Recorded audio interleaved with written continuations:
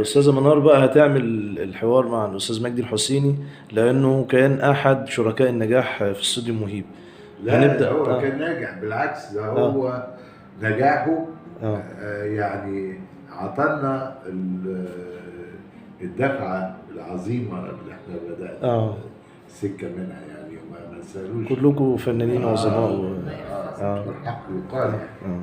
طب يعني من زمان أنا بحلم إن أنا أقول الله، طب أعمل إيه علشان أروح لاستوديو مهيب واتذكر الذكريات الحلوه.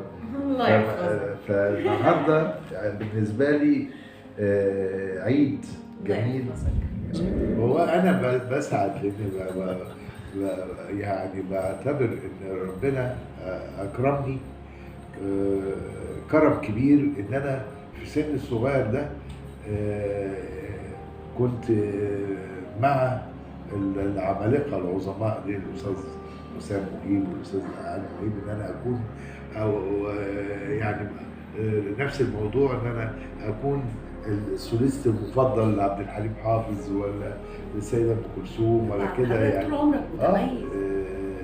يعني بعتبر دي كرم كبير رباني من الله، انه اعطاني نعمه كبيره ان انا اكون محط سعاده، وفي نفس الوقت بيبين قد ايه العمالقه العظماء دي كانت روحهم حلوه لدرجه انهم يتعاملوا مع عيل صغير. كانت الاعلانات بتبقى في السينما في البدايه، وكنا بنحب نخش بدري عشان نتفرج على الاعلانات الكرتون اللي بيعملها مهيب. يعني شهادات الاستثمار، مش عارف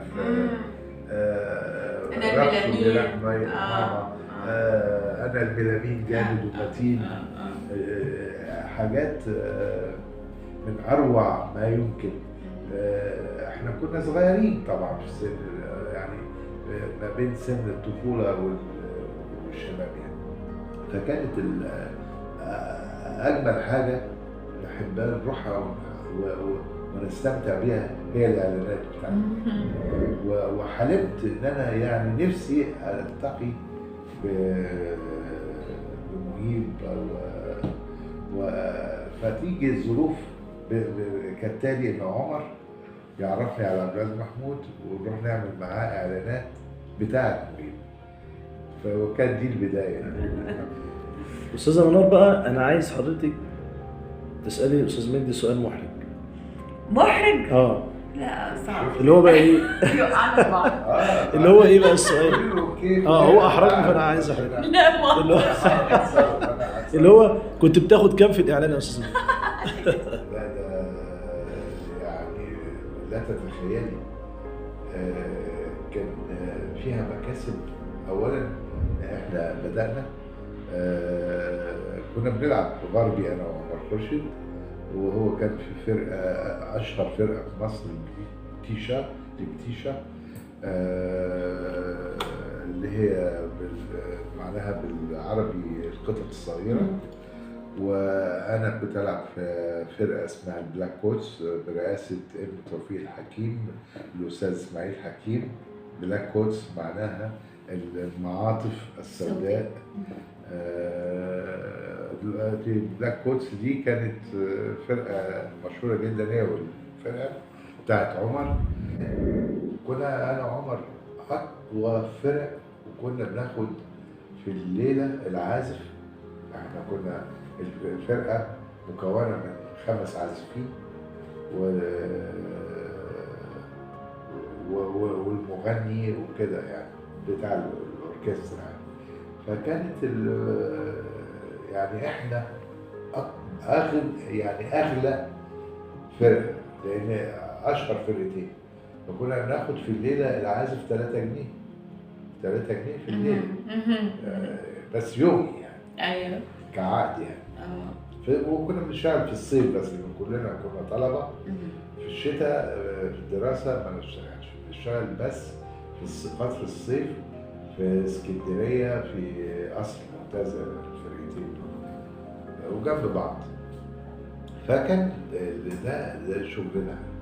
لما جه عمر راح يعمل اعلانات مع عبد العزيز محمود والاستاذ حسام مهيب والاستاذ علي مهيب، كان الاعلان الواحد سواء نص دقيقه سواء دقيقه سواء دقيقه ونص، الاعلان 15 جنيه.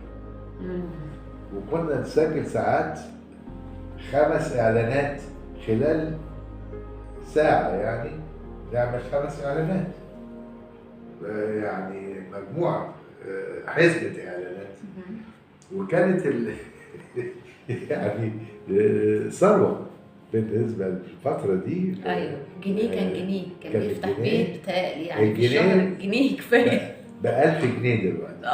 يعني الجنيه بتاع سنة 67 ده كان ب1000 جنيه دلوقتي. بالظبط. الجنيه اللي بيشتريه يشتري في الفترة دي اللي يجيبه دلوقتي 1000 جنيه. ايوه شيء معروف يعني. فكان بالنسبة لنا يعني احنا كنا بناخد 3 جنيه، دي كانت حاجة كبيرة. أغلى فرقة زي ما بقول لك. وبالنسبة لسننا اللي احنا طلبة صغيرين وكده. وبعدين نروح بقى أنا وعمر ونبقى فرحانين قوي ما اتكلمنا الأستاذ عبد العزيز محمود عندنا هنعمل 5 إعلانات، وكنا نحفظهم في الاستوديو عند الأستاذ حسام وعلي مهيب. أنا وعمر يحفظنا بالعود عبد العزيز محمود، ونخش الاستوديو نسجل ال5 إعلانات في خلال ساعة. وناخد 5 في 15 جنيه. صافي الضرايب وصافي كل حاجة. يعني شوفي يعني اللي بناخده في شهر ناخده في 5 إعلانات. ايوه في ساعة. فكانت حاجة، والكلام ده مش يوم يعني، مثلا ممكن كل يومين نعمل نفس التسجيلات والحاجات دي. مصر والشرق الاوسط طبعا ده ريادة. دي رياده. انا كان في اغنيه بتغنيها صباح بسعود وعملها الاستاذ حسام والاستاذ علي مهيب. اللي هي تقريبا وكانت في السينما. وكنت احب اخشها عشان ايه؟ يلا يا بابا يلا يا بابا، ده انت شباب ما فيهاش غرام. لا هي دي بتاعت بابا حضرتك. طبعا روعه روعه روعه روعه روعه. لا طبعا. ده كان ايه بقى؟ دي كانت ايه؟ اغنيه في يعني في صوره ايه؟ العمل كان ايه؟ كان يلا يا بابا الشرق للتأمين. كان الشرق للتأمين.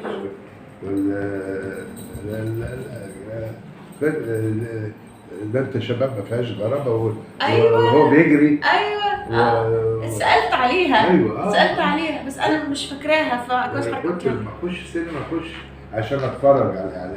يا فعلا. استاذ انس منصور بيقول لك الاغاني القصيره غلبت الاغاني الكبيره. انت طبعا. ماشيه بتغنيها. زي ولذلك بدأ عبد الحليم حافظ يحب الاغاني الصغيره. برافو عليك. انا فاكر الله يرحمه حتى قبل من غير ليلي ما كانش عايز يغني اغاني طويله. ما كانش عايز يغني من غير ليلي اصلا. عايز يغني بعد كده كله اغاني قصيره. وعمل الفكره دي مع عمر خورشيد وكومبو وهاني شنوده وانا كنت مسافر ما كنتش موجود في الفتره دي. وهو ايه عمل الاغاني الصغيره بتاع زمان، اهواك وتوبه ولاقي عليك الخال ويا موعدني بكره. هو ما كانش الاستوديو بتاع الاعلان مجهز صوتي. ما كناش الصوت كنا بنسجل يا اما في استوديو الطوخي يا اما في استوديو 45 في الماسبيرو. انما كان وكمان سجلنا في استوديو اسمه مصر فون اللي هو مكانه دلوقتي الباركينج بتاع السيارات بتاع الاوبرا. يعني كان فترة كان من أجمل الفن، والإعلانات دي كانت أجمل حاجة الناس تستناها. وكان هو طبعا هو نمبر 1. بعد كده الناس طبعا ما هي البدايات كلها مهيب. بس هو مهيب كان هو. افتكر اجمل الذكريات أنا كده. سعيد لأنك رجعتيني لأجمل ذكريات حياتي، الله يحفظك.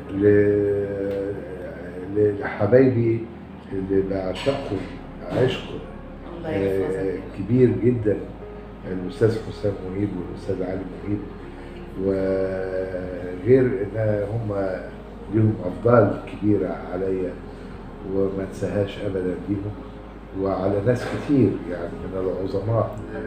التلفزيون قناتين بس، قناة ثالثة وقناة 9. تصوير الكرتون ده كان كادر لو حضرتك تفتكر. بالظبط. كادر الكاميرا الأوكسبري كبيرة ويتحرك الكرتون بيتحط تحت زي ترابيزة كده. أيوة. تحتها نور ياخد كادر. حضرنا ده كله.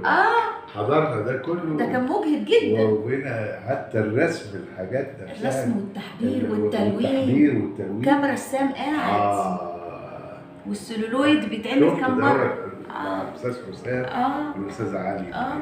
يا على ده كان شغل رهيب يعني. دقيقة ونص انت بتطلع دي. بس كان فن وإحساس أجمل من الماشين.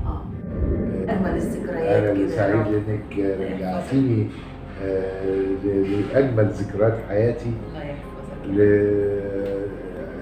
لحبايبي اللي بعشقهم عشق كبير جدا، الأستاذ حسام مهيب والأستاذ علي مهيب، وغير إن هم لهم أفضال كبيرة عليا وما انساهاش أبدا ليهم، وعلى ناس كتير يعني من العظماء.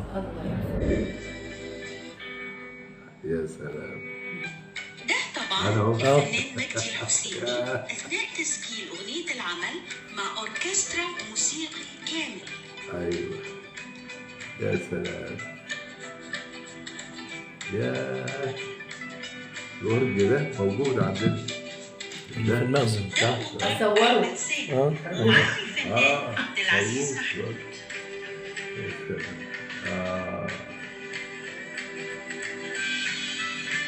يا سلام.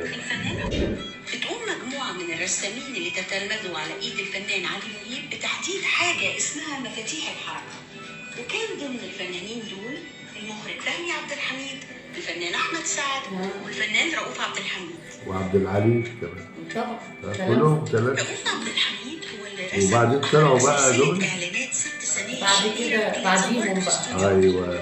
ورؤوف شهادات الاستثمار يا حبيبي مضمونة من بنك الأهلي. مدام شهادات من بنك الأهلي بالسبب يلا اشرب.